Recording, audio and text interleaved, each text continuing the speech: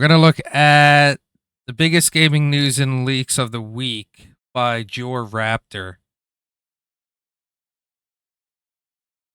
It has come out a day ago. So let's see what the biggest gaming news and leaks of the week. Changes at Sucker Punch, video game consoles are not doing too well. We got more info on the future of PlayStation and way more gaming news to go over. So good that you're joining the Sunday news roundup, and let's go. Things are not looking good.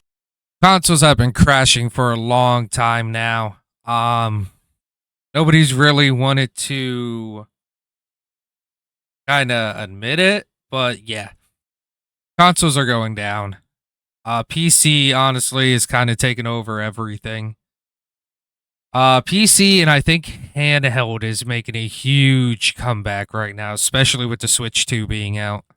Good in the video game market as hardware sales and physical game spending in the US just had the worst November in 30 years. Matt Piscatella, who tracks the data at Circana, notes that 3.9 million units of video game hardware was sold in the US in November 2019, so the year before COVID, and also the final.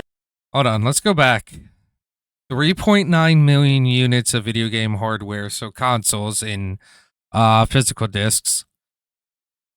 In the US in November 2019, in November it was 1.6. That's basically a reduction of half. The average price paid for a new unit of video game hardware in the US during November 2019 was $235. In November of 2025, it was $439. So damn, the price went up by about 50%, and the number of video game hardware sold decreased by approximately 50%. Wow. was sold in the US in November 2019, so the year before COVID, and also the final year before the new consoles released, while previous month in November 2025 it was only 1.6 million. But his first paragraph is of course the key reason. The average price paid for a new unit of video game hardware in the US in November 2019 was $235. While in November 2025, it was $439. Like, maybe you saw this too, there were so-called Black Friday deals, but for example, looking at what Amazon did, they had a digital PS5 for So hold on. The PlayStation 5 Pro was $649, so they took about $100 off of that. Digital edition 825 gig Fortnite Flowering Chaos bundle was $399. But it was 500 plus regular, so about $100. PS5 console 1 terabyte, the Fortnite one, $449. Regular was $550, so another $100. PlayStation 5 Slim, $449, $550, $100. PlayStation 5 Digital Edition Slim, $3. So these aren't even really sales. All they did was take $100 off of them. $400, which was discounted, but it's the same price that it launched at 5 years ago. The regular PS5 was $450, so only $50 less than at launch. Only the PS5 Pro at $650 was kind of a quote-unquote nice deal. Not to mention the Xbox deals, which were basically non-existent. Oh man, I've always been an Xbox player. Like, I have both. I have Xbox and PlayStation. I enjoy playing both. I more play on PC now than I play on anything else, but I still play some games on the consoles, like Ghost of Yota on the PlayStation, the older Gears of War on the Xbox that are not on the PC. But let's see what non-existent deals that Xbox did.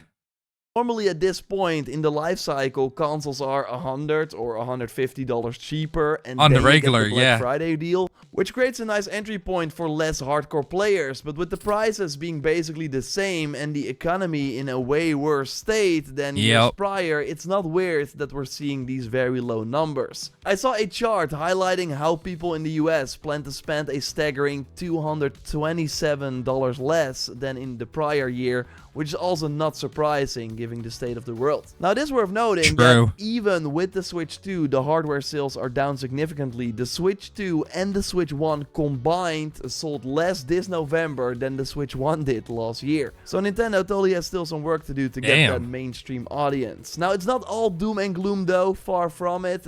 Well, why would you upgrade to a Switch 2 when you have a Switch 1? Like, I have the original Switch. What is it? Like 95% of the games that are coming out are still coming out on the original Switch. Why am I going to buy a new one just to play what? Hogwarts Legacy, Cyberpunk, and a couple other games that I already own on console and PC? It makes no sense. Why am I going to drop $500 on a new console?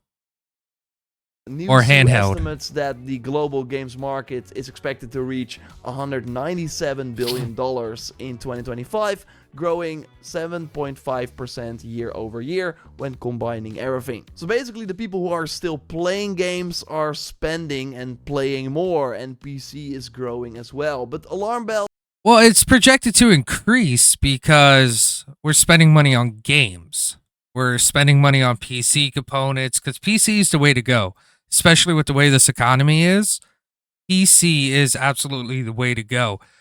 You could buy a pre-built now, which most people are doing, and that could last you for 3, 4, 5, maybe even 10 years before you got to start buying new components. Hell, I'm still running a 3070 Ti in this PC, and it's working perfectly fine. Whereas consoles, you almost always are pushed to upgrade your console every time a new one comes out. You got like Ghost of Yotai, for example. You can only play that on PlayStation 5. You can't play that on PlayStation 4. Well, when it comes out on PC, anybody with a strong enough PC can play it. Else should be going off at PlayStation and Nintendo, the two major players still relying heavily on the traditional console business model. Sony has said many times that people on average on PlayStation 5 spend around $200 more than during the same time on PS4. But if people are simply not buying the console, well, prices are going up for games. Price, no wonder. Sony gets $0 and there are fewer potential customers to sell games to. As you might know, I've been very intrigued by the PlayStation 6 rumors, which indicate that Sony might go for a different strategy. Hold on, so is this the PlayStation 6 rumor, the hybrid RDNA GPU? RDNA 2.x? Future RDNA machine learning is custom RDNA? During the next generation, with the use of AI, they could still make a more powerful console than the PlayStation 5 while also being way cheaper. Like Sony's problem right now is that a lot of people stay on PS4 and not even go to PS5, and yeah, of course the high price of the PS5 is not helping. So if they can have like at least a cheaper entry level model that is also cheaper to manufacture for them, it could be very interesting. Now, of course, we will have to... Like, Xbox did that. That is one thing I agree with Xbox doing, is they made the digital cheaper. Well, in the beginning, now none of it's cheap.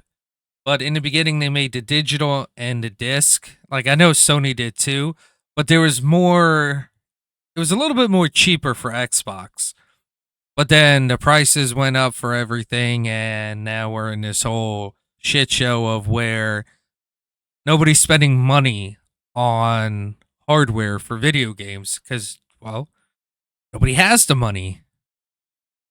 Wait and see if this is actually going to happen. I will keep you posted here. Let me know your thoughts in the comments. And I think we just got another indication of that leaked release timing for the next console. Because this week we learned that Intergalactic is targeting a mid-2027 release. So that would likely be June, similar to The Last of Us Part 2. That would make it 7 years since the last Naughty Dog release, where they released the entire Uncharted trilogy and The Last of Us during the PS3 generation. I still never played Uncharted. And Part 2 during the PS4 generation.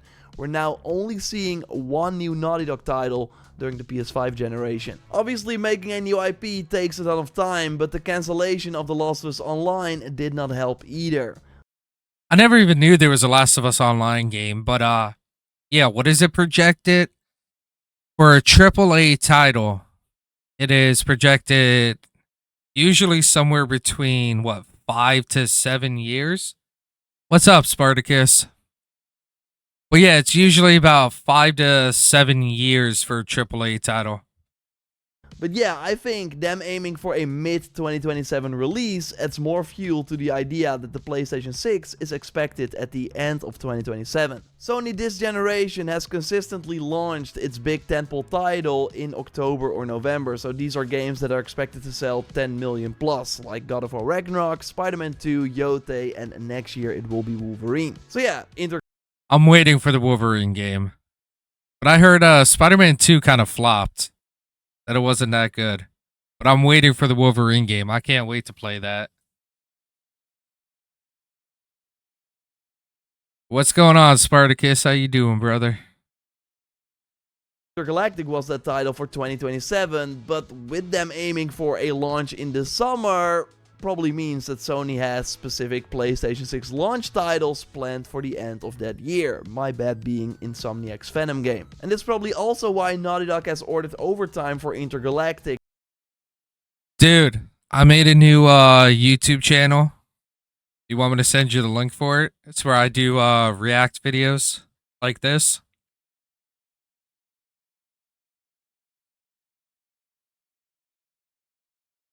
All right, give me a second. Let me get that up for you.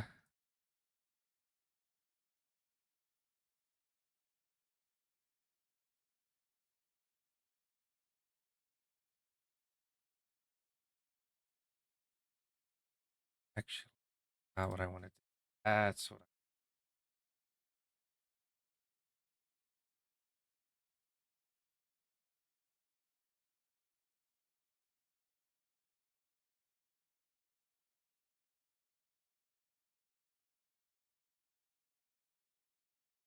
All right, I just sent you the link. But what does this say? Naughty Dog Studio orders employee overtime for Intergalactic. Ooh. But is that coming out this December or next December? And why would you order overtime, especially around the holidays? That just kind of seems like a way to burn out your staff and kind of piss them off. But yeah, Spartacus, I sent you the link, bro. Jason Schreier from Bloomberg published an article noting this release window, which is why I believe it's accurate, at least for now. But the core of the article focuses on Naughty Dog requiring employee overtime. In late October, staff were asked to work a minimum of 8 extra hours per week, logging overtime internally. This was an attempt to get production back on track after several missed deadlines. Hold on. So when does Intergalactic come out?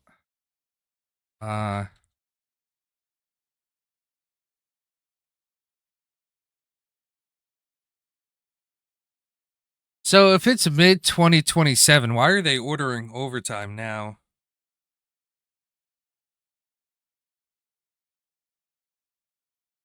It good? No ads? No, I'm talking about for the videos I watch. I gotta get an ad blocker or something so ads don't keep popping up.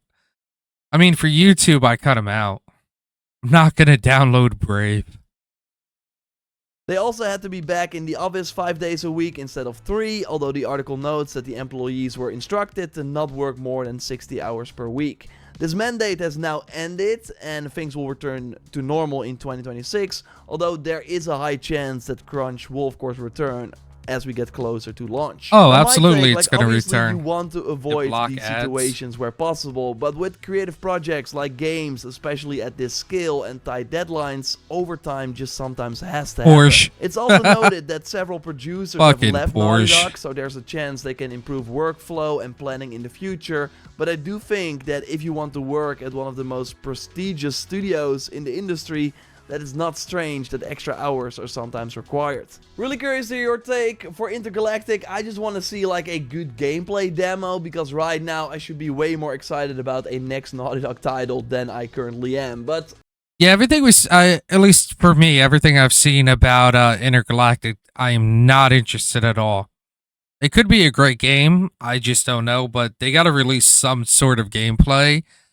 And they got to do it within, I'd say, by summer of 2026. So we have something to get hyped about it if it's going to be a great game. I loved The Last of Us Part 2, especially the gameplay. So knowing that I this still next got to game will beat be more that game gameplay too. focused, I have I got a no lot of doubt games. that it will be awesome, but I just want to see a bit more. Now, I've been playing the Avatar GTA DLC. 6. Totally, if you want more Avatar and like the third movie, I would like recommend checking it out. Yeah, it's more of the same. They got some I want to get this game too. Like, I definitely want to get this game. What is that game? Hold on. Let me go to Steam real quick. Or what is that? Like Frontiers of Pandora? Why are you popping up? I don't want you. $60 for the complete edition of Frontiers of Pandora.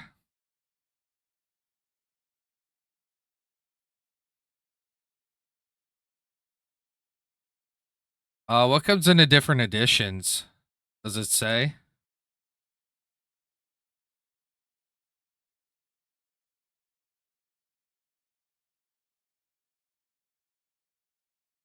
I guess it doesn't really say, but this is another game, honestly, that I kind of want to play. I want to see how this game is.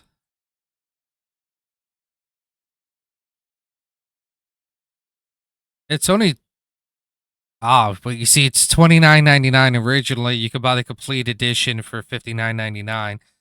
I'm guessing the complete edition comes with all of this. Rock Mocto starter pack, Valley of Aura starter pack, Secrets of the Spires, the Skybreaker, and From the Ashes expansion. I might actually look into that. Actually, let me bring Steam back up real quick. I just got where is it? I just purchased Kingdom Come Deliverance 2, and Manor Lords. I just got all 3 of those games for $50. So I'm actually can't wait to start playing those. Damn ad. some cool new enemies, some dogs, some cool finishing animations. I've not finished it yet by any stretch of the imagination, and there are no reviews of it, so maybe wait for those. But yeah, I had some time. You can watch my stream on the channel. Now let's move over to more gaming news. Leave a like, of course, that would really help me out, and subscribe, because we post one of these big gaming news roundup videos every...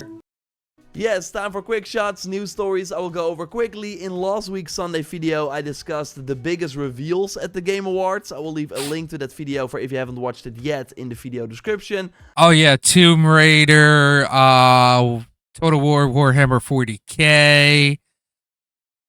There were the new expansion for Diablo 4. That's all I could think about off the top of my head about what were some of the big announcements. I'm sure there probably were others that I can't think of right now. Now let's quickly look at the winners of the show. Obviously, Expedition 33 won 9 awards. The most ever at the Expedition Game 33 Awards. got like every fucking award out there. 200,000 units directly after the show. I still gotta try this game yet. Also saw a player boost after winning, showing that awards can genuinely be good for business. In terms of brand new reveals, the games that gained the most new Steam followers were... So, go to my YouTube channel, Paco Reacts. I did a breakdown of what they released for Total War Warhammer 40k. This game looks phenomenal. This game just looks absolutely amazing. I can't wait to play it, especially with hopping from planet to planet instead of just from territory to territory. I also have a breakdown that's going to be coming of what they announced for Medieval 3 too, so if you are a Total War fan, stay tuned for that. But yes, they're planning on releasing Total War on consoles now instead of just PC with the new War Core engine. You are also able to finally, for the first time in Total War history, customize your units. It just looks phenomenal. I can't wait for this. Warhammer 40k, followed by Tomb Raider Legacy of Atlantis, Ace Combat 8, Control Resonant, and I don't care much about that. 5. I think that game is the biggest surprise. I received the trailer before the show. No Law, I'm a little iffy on. It looks like a fun cyberpunk-style action game, but without the deep RPG elements. Now, I want to show the image as well, because you clearly see that Warhammer is the most popular reveal compared to the others. Some games are, by the way, not on Steam, so that's why they're not on this image. But, for example, Divinity and The Fate of the Old Republic. So, they actually announced Medieval 3. It's an early pre-production, but they announced it and they're going over certain things for it. It looks fucking phenomenal. I'm going to have a breakdown of the Invicta video that's going to be up on my channel about everything they announced for Medieval 3. But yes, Star Wars Fate of the Old Republic. I can't believe I forgot about this already.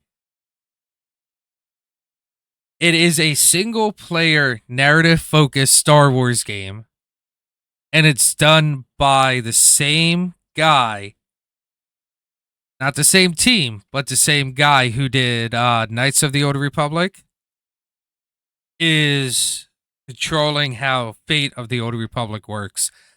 This is going to be fucking phenomenal.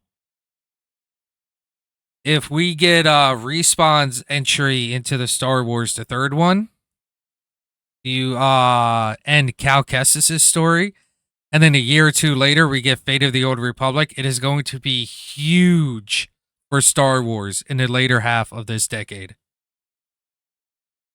Totally had the most popular trailers. The most popular trailer, though, period, was for the League of Legends fighting game that is already launching in January. Followed by Resident Evil 9 and Phantom Blade Zero. I don't care much about it. Moving on to Sucker Punch. Unpopular opinion, I actually don't think Disney ruined Star Wars. I didn't think the 7, 8, and 9 were as good as 1, 2, and 3 or 4, 5, and 6, but I enjoyed them. I don't like. It's an unpopular opinion, I know. I don't think it pretty much was kind of like a remake, a modern day remake of the older Star Wars. I think they could have went a different direction and they could have made it better, yes. But at the same time, I don't think Disney ruined Star Wars. That's just my opinion.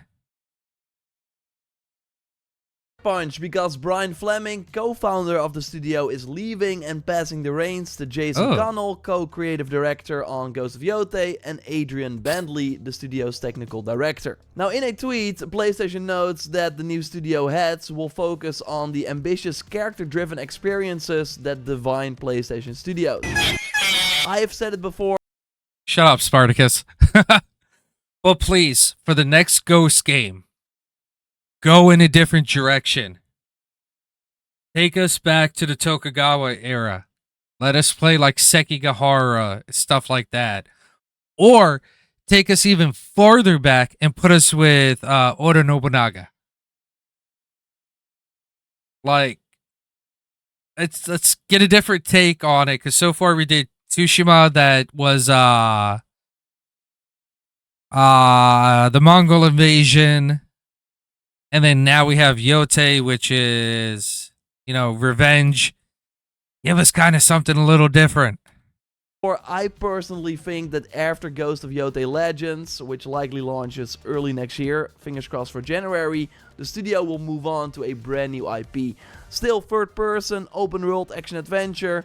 But yeah, bring back the Kessin games, title. Yes. And I'm very curious about that. And this leadership shuffle kind of reminds me of what happened at Guerrilla Games when Herman Hulst was given like a more prominent role at PlayStation Studios. Also, first developers were stepping up to become actually studio heads of Guerrilla. And we got a small Guerrilla update because the very obvious Horizon clone from Tencent, The Light of Motorram, has had its Steam page removed after Sony and Tencent settled their lawsuit behind closed doors. Oh, the shit. story goes that Tencent had originally approached Guerrilla about working on a Horizon game that was turned down, but then Tencent continued anyway, and then they just made small tweaks and called it Light of Motorram and revealed it, and the rest is history. So we either... So Tencent went to Guerrilla, said, let's make a Horizon game. Guerrilla Games said no. Tencent said, fuck you, I'm making it anyways. I have Kessen 3 for my PlayStation 2. Oh man, I missed the Kessen games so much. They were great fucking games. Never see this clone again, or it returns like maybe after 2-3 years and looks completely different. Although I really doubt if that's worth Tencent's trouble, but we will find out at one point. Earlier this year we got a teaser for the next Dead Island game, no longer set in LA. Now we've learned that it's targeting a Q1 or Q2 2028 release, so 5 years after Dead Island 2. I gotta play Dead more Island. Than I expected, and I totally think that they can make something special with the learnings from Like, Dead Island 2. What's that other zombies game that's really popular? They just released one, The Beast. Why can't I think of it?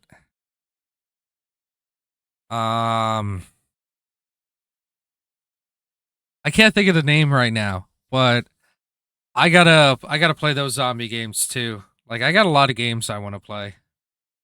I bet, and what I hope, is a San Francisco setting with an Alcatraz level. I think that would be awesome. Before that though, we're getting Silksong Sea of Sorrow DLC. Not my type of game.